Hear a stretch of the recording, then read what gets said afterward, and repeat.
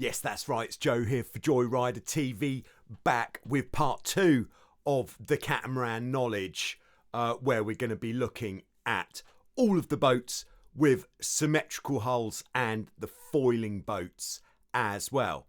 So let's steam in and see what is meant by a symmetrical hull.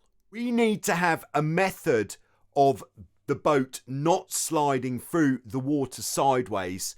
And on these boats, we have either a daggerboard, which goes straight up and down, or a pivoting centreboard.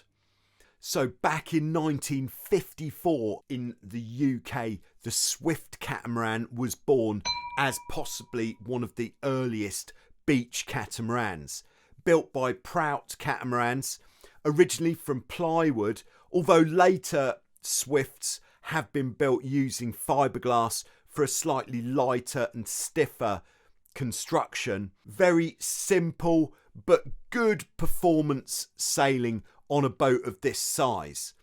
A little heavy for the size of the boat though. Across to Australia, we have the Paper Tiger. Very lightweight indeed, weighing in at just 73 kilograms. The Paper Tiger has a very high level competitive racing fleet in Australia. Very popular, very light, very technical to sail, with a very tweakable rig. The racing format of the Paper Tiger is no trapeze, just the mainsail. But yeah, a very good boat to get into if you are in Australia, offering some great performance but really good racing. And we're looking at the Mosquito, another very popular racing fleet in Australia, another very lightweight catamaran, and a great fleet to get into, especially if you wanted a higher performance boat than the Paper Tiger. The Mosquito can be sailed in different formats, so either as a pure version, just the mainsail and the trapeze, as a double-hander, but it would have to be for a lightweight team as a double-hander with the jib, or as the highest performance version, which would be single-handed with the spinnaker. Back in the 60s, an early class of catamaran is the Condor, 4.9 meters long, and built in the 60s as a smaller alternative to the Tornado catamaran. Now, do put it in the comments below if you sailed a Condor catamaran back in the day, because I really couldn't find that much information about the Condor, but all that I know is it was a very critical boat in the evolution of catamarans over the years. The shearwater catamaran, the bigger version of the Swift, coming out after the Swift in 1956, built by Prout Catamarans again. It has a fanatical following in the UK and is the only catamaran which features a symmetrical spinnaker. Yes, more skill is required to fly the spinnaker on the shearwater. Relatively heavy for its size, but still, the racing in the UK is very competitive, with up to 20 boats attending at a national championships every year. And we're going back to 1964, where the A-Class fleet was born, and the most successful A-Class to emerge at the start was the Unicorn, being built in the UK. It was built with strong, lightweight plywood hulls, and at the time it was dominating the A-Class catamaran fleet, winning all of the major events. Now, these types of boat, more technical to sail, and you could argue more fragile. So as a first catamaran, perhaps slightly less suitable than the skeg hull boats just because with any boat with daggerboard hulls, it gives you something else to have to worry about. Hitting the bottom with daggerboards could actually cause significant damage to the hulls as well as the daggerboards. But if you're already experienced and you want to get into some racing in the UK, the Unicorn really is a great choice if you're lucky enough to find one. So we're now looking at the Hobie 17, Hobie Cat's first performance single-hander, born in the 80s. Key features: we have a powerful mainsail, low volume hulls, picnic bench style wings to trapeze off, and small pivoting centreboards. The Hobie 17 is a challenging boat to sail and still raced in the US, with up to 20 boats attending national competitions. Trapezing off these picnic bench style wings really is a great feeling, as it puts you a long way from the boat. And adding a jib kit to the Hobie 17 does make it a viable double-hander boat, but the low volume hulls do restrict it in that you would need to be a relatively lightweight team if you wanted to sail the 17 as a double-hander.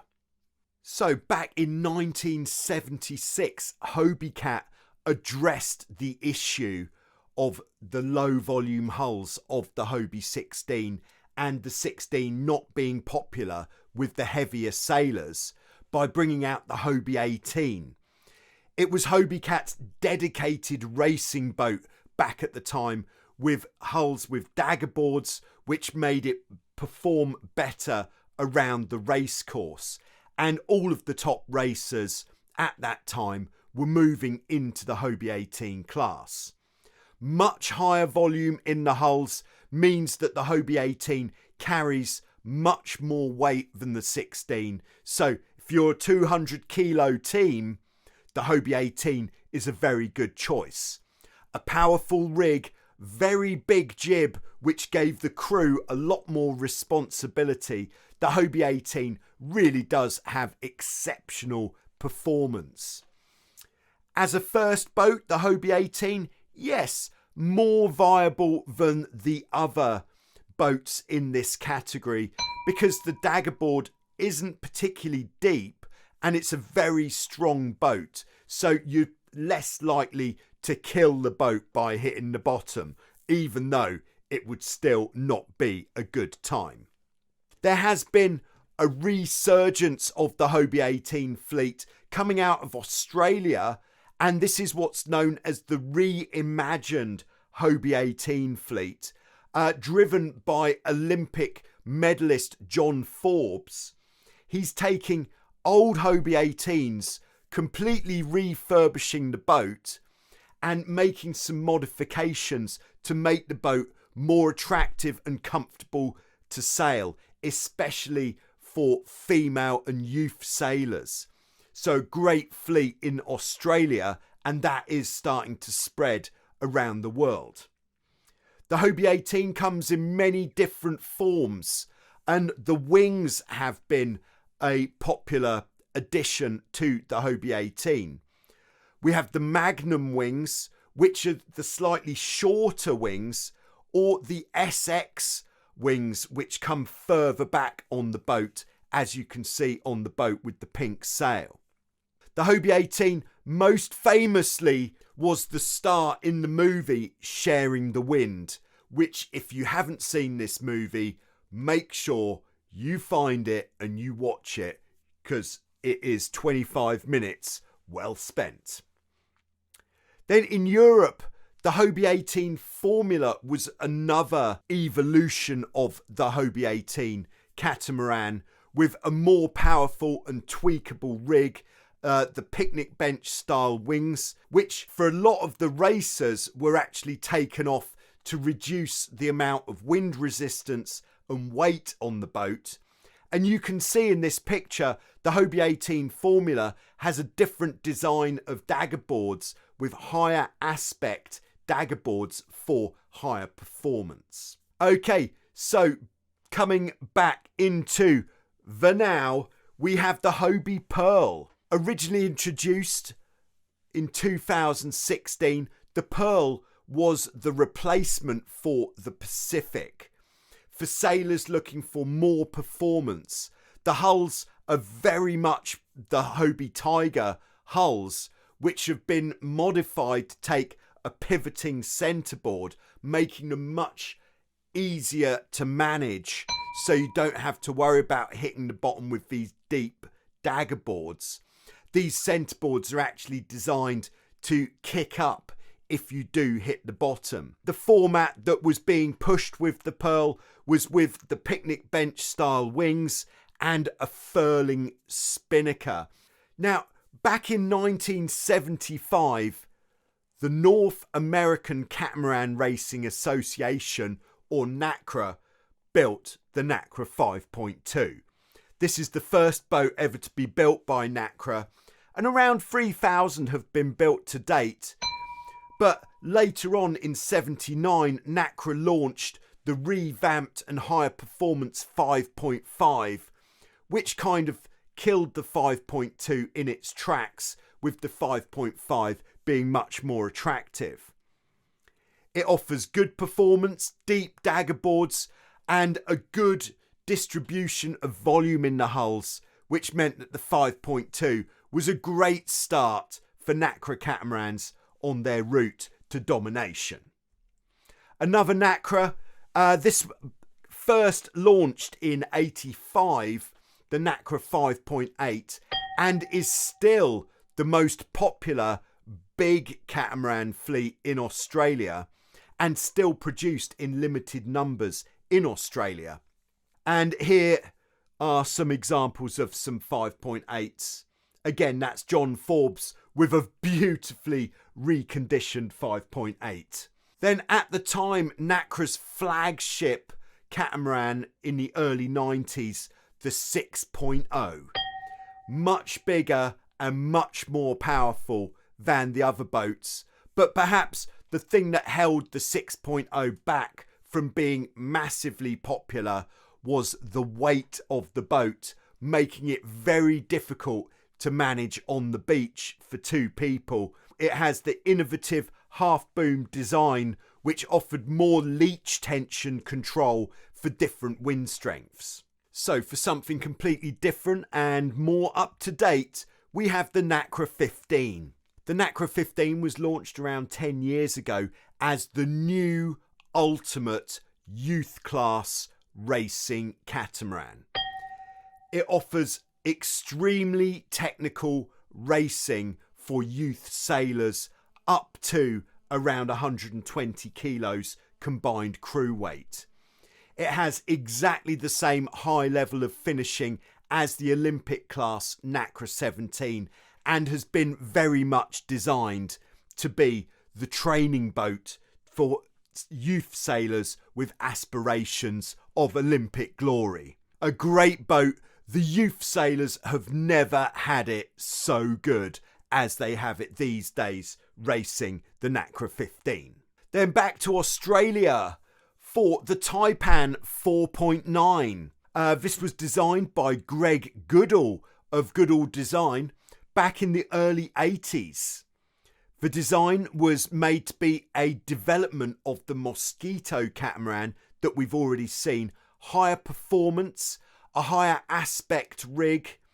Originally was sailed with a spinnaker, but now mostly sailed solo, just with the main.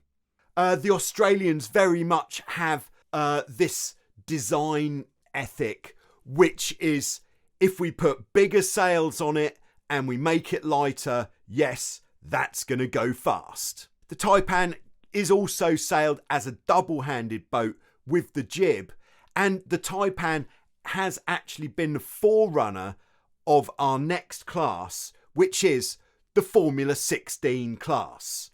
This is the newest Formula class and very popular with lighter weight teams. Again, of a crew weight up to around 120 kilograms, the Formula 16 really is the cutting edge of double-handed catamaran racing today. These formula classes of catamaran are what's called a box rule class, where as long as the boat is built to the correct specifications, length, width, weight, sail size and shape, and the right type of daggerboards, there are construction limitations to keep the cost down. For example, the amount of carbon fibre that is allowed to be used in the construction. Then any manufacturer can build a boat for a Formula class. Many different manufacturers have built Formula 16s. Here's a few of them. We're looking, of course, at the good old design Viper. And then from France, we have the Bimer. From Australia, the Blade. And from the US, the Falcon. Then perhaps one of the most competitive Formula 16 catamarans around today is the Nacra F16. And just take a look at this bad boy. That is built to do some damage to a race course. But the most successful Formula 16 of all time has been the Viper, posting more race wins than any other type of Formula 16 to date. Similar to the Formula 16, but slightly outside of the rules, is the Spitfire, coming out of the UK, first designed and built in 2001 by Olympic gold medalists Reg White and Yves Laudet. Coming from White Formula in the UK, it was designed as a performance 16-foot catamaran with deep daggerboards, great performance, and was adopted in the UK as the youth multi-hull. And that was right up until 2017, when it was replaced by the Nacra 15. The Spitfire still has a very competitive racing fleet in the UK, so a great class of boat to get into. Similar to the Spitfire, but for single-handers, was the Shadow catamaran, a single-handed boat, just the mainsail and a spinnaker on the Shadow, very lightweight, very high performance. Now, following in the footsteps of the Shadow was born the Formula 17 class. Now, only 2 boats were ever designed for the Formula 17 class, and that was the Nacra Inter 17 and the Hobie FX1. It's a single-handed class of catamarans, just the mainsail and the spinnaker, but the sad news is that the class didn't make it. Perhaps because the boats were quite expensive as a single-hander, perhaps because the A-class was already dominating in the single-handed market. But having said that, it does mean that you can pick up a Nacra Inter 17 or a Hobie FX1 for not too much money, and these boats really do offer some of the best performance and fun sailing you can have on your own if you want something that's slightly more technical. Daggerboards, the asymmetric spinnaker, adjustable mast rotation and a tunable rig make these boats really interesting and exciting to sail. Then on to the most popular racing class in the world today, which is the Formula 18 class. Just to point out at this time, on the ease of use chart, you can see there's a red part and a green part. The red part is for the older Formula 18 catamarans, whereas the green part is for the more modern designed catamarans. One of the reasons for this is the more modern design Formula 18s have got very, very deep daggerboards and rudders. The crew weight that we're looking for on a Formula 18 catamaran for racing is optimal, would be around 150 kilograms combined. The Formula 18 really does offer great performance.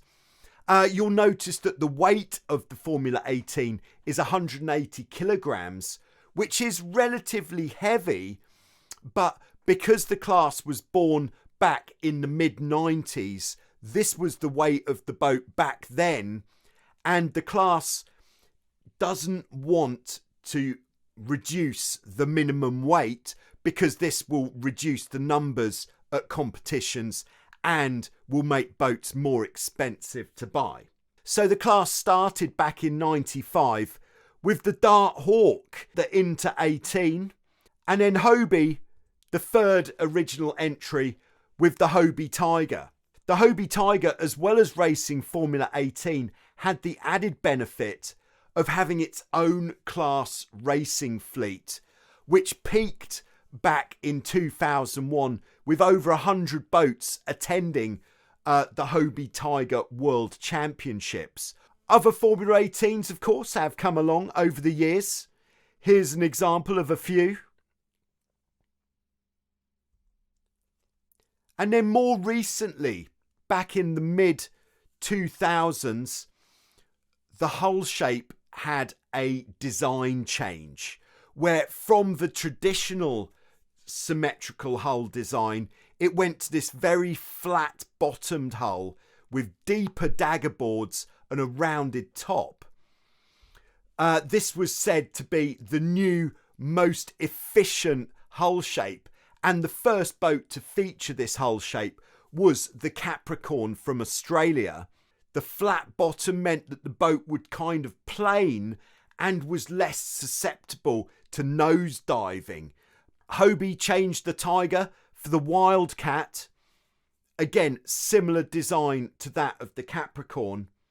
Cirrus from France with the Cirrus R, a design which is still performing extremely well on the race course.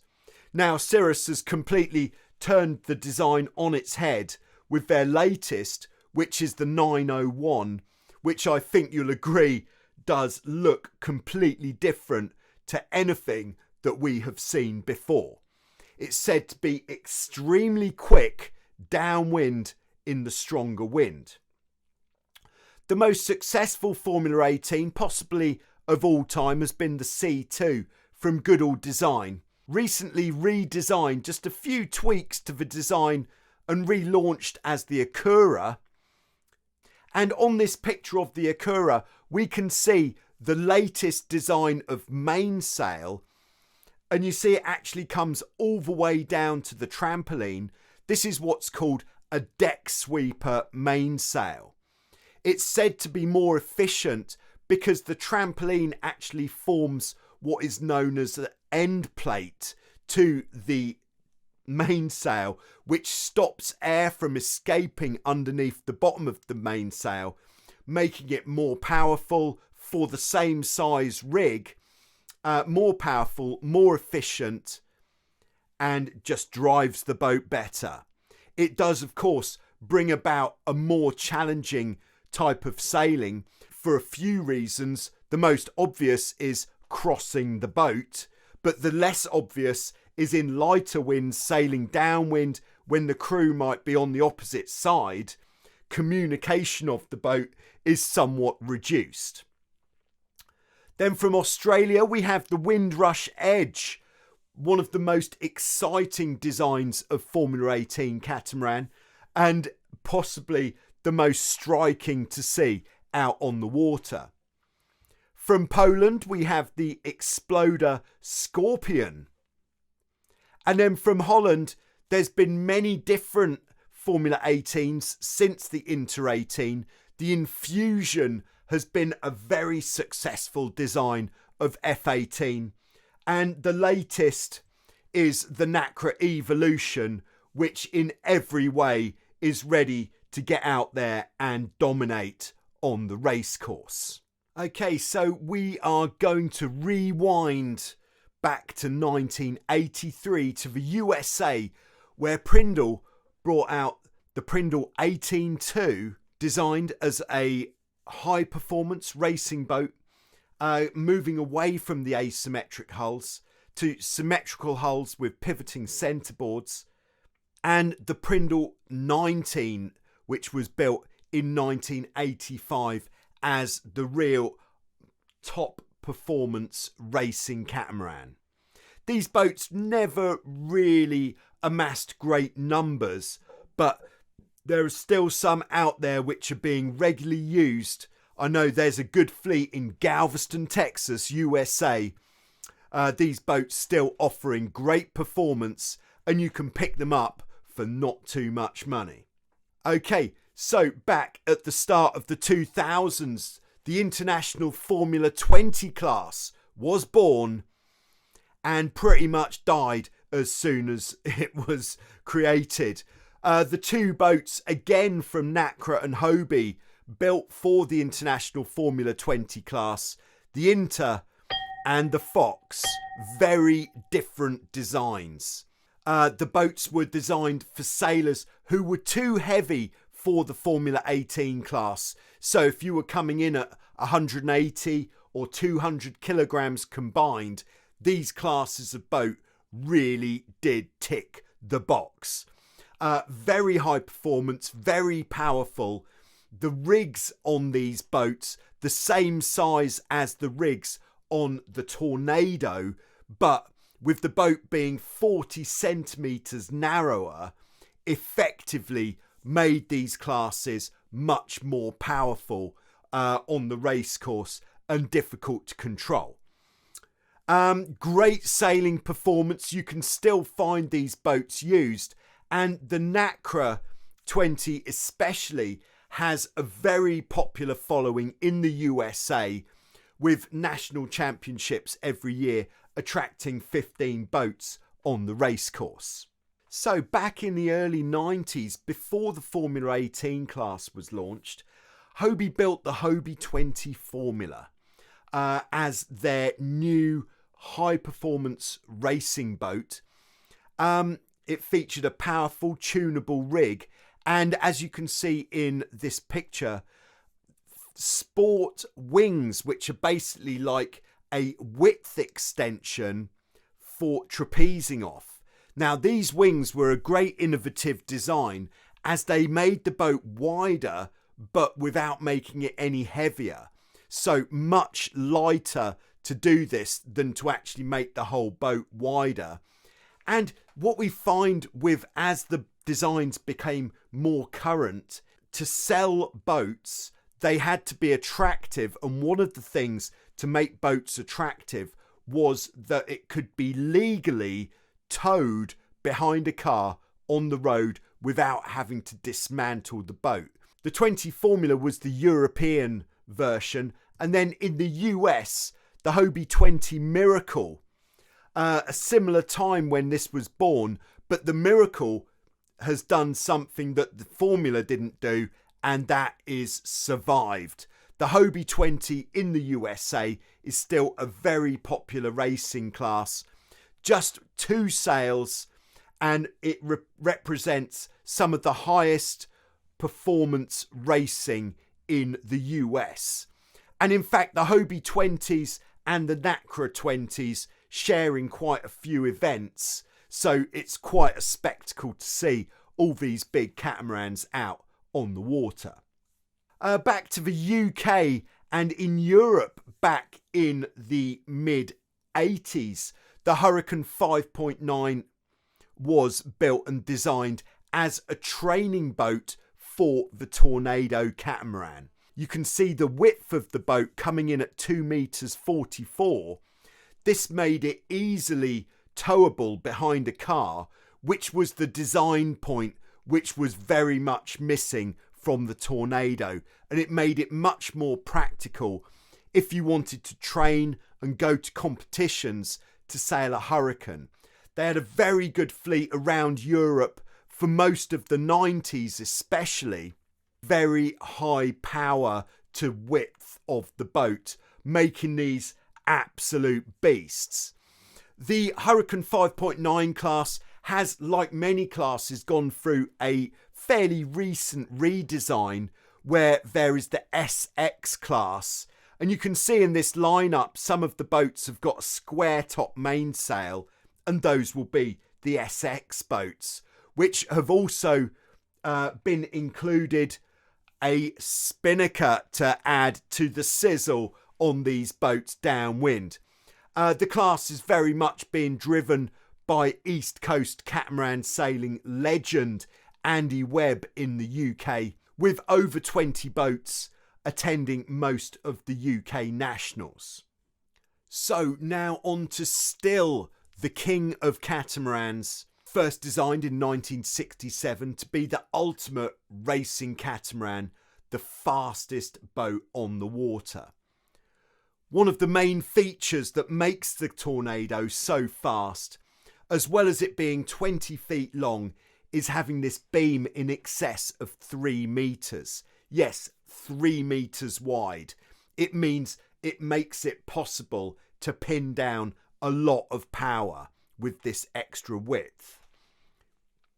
The hulls feature pivoting centreboards, and it is actually a relatively easy boat to sail because of the length and the width of the boat does make the boat quite stable. Before 2001, the Tornado in its original design was a single trapeze boat where the helm had to hike. It was the Olympic class from 1976 right up until 2008 in its new design for the last 2 Olympics. Although the Tornado no longer has Olympic status, it still has a very competitive racing fleet with a world and European championships going on every year. The World Championships generally attracting in excess of 30 boats for some very high level racing. This year the World Championships is heading back to Thessaloniki in Greece, where over 30 boats are expected to be battling it out in near perfect conditions. The modern Tornado also features a carbon mast, which means its power to weight ratio is incredible. Much lighter than a Formula 18, but with a much bigger platform and much more powerful boat. One of the only manufacturers still building Tornadoes is Windrush in Australia, but I'm reliably informed that if you want to buy a brand new Tornado, get your order in early because it's going to take a little while to put the boat together. A modern alternative to the Tornado is coming from Eagle Catamarans in Germany, the Eagle 20. Yes, even wider than the Tornado, the latest design, but here's the standard Eagle 20, similar specifications to the Tornado. Then we're going back to 1987, where the Hobie 21 was born. The Hobie 21, by far the biggest and heaviest catamaran on the list. With the big picnic bench wings, this really was the ultimate catamaran for touring or long distance races back in the late 80s. There were 2 designs of 21 out there, quite different. The 21 SE that we can see here, built for performance, but then there was the Hobie 21 Sport Cruiser, built in California, and you can see it's actually got a bolt-on cabin, which made it the perfect boat for adventuring, cruising and camping, but an even heavier boat. With the Hobie 21s, you really did need help to pull these bad boys out of the water. Still sailed though, and still loved to this day. Then on to the Olympic class, the Nacra 17. The Nacra 17, definitely the most difficult and challenging boat on the list up to this point. It is now fully foiling, which means that when the boat picks up speed, the whole boat lifts up out of the water, which offers incredibly high speeds, even in relatively low winds. Very difficult to sail and the highest level of racing that you can imagine. World Championships every 2 years, attracting in excess of 80 boats. The most competitive single-handed class of all time, and still the most competitive single-handed class is the A-class. Now, back in the day, in the 60s, the catamaran classifications was going to be split into 4. The A-class, the B-class, which became the Tornado, the C-class, and yes, we are going to have a look at these a bit later, and the D-class, even bigger, but the D-class didn't make it. The A-class was the single-handed boat on the list, 18 feet long, extremely lightweight, and very high-level racing. We've already seen the Unicorn, which dominated to start with, but then other designs came along from other manufacturers taking over from the mid-70s. Still very popular to race in the classic format that we can see here, or the modern foiling A-class is very much the cutting edge of catamaran sailing technology out there today. A lot of the design points that are filtered down into other classes start off in the A-class. The A-class was the first boat to feature the deck sweeper mainsail. It was one of the first boats to be foiling as standard in its modern version. And many different types of A-class are available from different manufacturers. The classic and the foiling version of the A-class both attract around 85 boats to every World Championships, and sailors attending the foiling version of the A-class Worlds are very much the top sailors in the world. The latest innovation that's been seen in the A-class, and no, this isn't lens distortion, this is a very soft mast. And this technology has actually been borrowed from ice yachting, which are the fastest sailcraft on the planet. Misha Hemskirk here, a pioneer in the A-class fleet, trying out the soft masts, but the A-class is the pinnacle of efficiency in catamaran sailing. Then we're going back in time again to what was, in my opinion, the ultimate catamaran ever built, which was from White Formula, Reg White on the east coast of England, the Hurricane 6.5. Yes, bigger and more powerful than anything else ever built. Because of the design of the Hurricane 6.5, this is very much one of the stepping stones which led us to where we are today in modern catamaran sailing. Okay, so yes, we have seen some foiling catamarans already, but we're just going to finish off with the dedicated foiling catamarans. And starting off from the USA, we have possibly the most user-friendly foiling catamaran that there is, which is the iFly. First built around 2015, it offers very easy foiling and it features a wand. Yeah, you can maybe see on the main picture here a stick that is coming down from the hull, and what this does is automatically trims the angle of attack of the foil to keep the ride height consistent regardless of the sea state. There's a lot of the double-handed boats that we've already looked at that do offer a foiling conversion, like many of the F-18s, F-16s, and the Nacra 15. Here's the FCS, which is the foiling carbon version of the Nacra 15. More technical by far than the iFly, where the ride height does need to be consistently trimmed by the crew. This is it in its Essential French version, which has got the wings, so you don't necessarily need to trapeze. The original Phantom offered at the time the most outstanding performance of any catamaran ever seen. It would foil in 8 knots of wind and be hitting speeds in excess of 20 knots. The Phantom no longer produced, unfortunately, but there are some out there.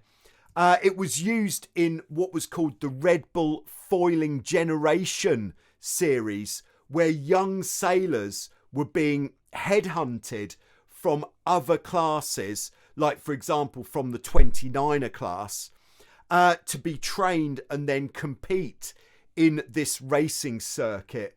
What a great time to be a youth sailor. But the Phantom was also offering complete artistic hull designs like this bad boy. You will certainly be spotted sailing a boat that looks like that. Another more modern foiling boat is the Whisper from White Formula on the east coast of the UK. Again, built to be one of the easier foiling boats to sail. Some innovative design features on there, like the whole boat is just moulded in one, so without having bolt-on beams, makes it very lightweight and very high performance. The ultimate production foiling boat has absolutely got to be the Nacra 20 FCS.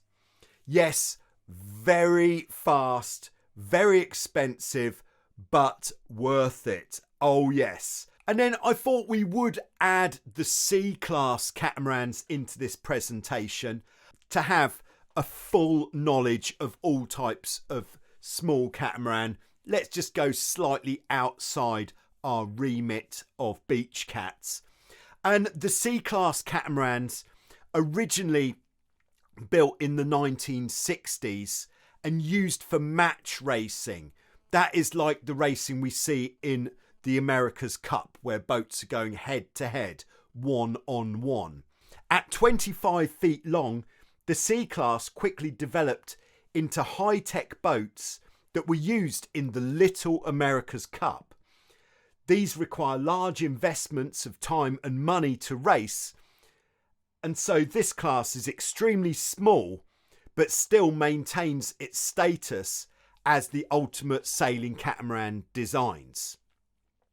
There's been so many designs over the years, since the boat started as what could be seen as relatively conventional, just with the mainsail, from wing rigs back in the late 80s to foiling more high-tech wing rigs like we see on the America's Cup boats, but also foiling this is fast. Okay, so there we are. Hopefully you are now feeling like you know more about catamarans than you did before. If you've enjoyed this presentation, do feel free to subscribe to Joyrider TV, where we are talking about catamaran sailing all of the time. Every week we have a live Q&A session on a Friday where your catamaran sailing questions can be answered.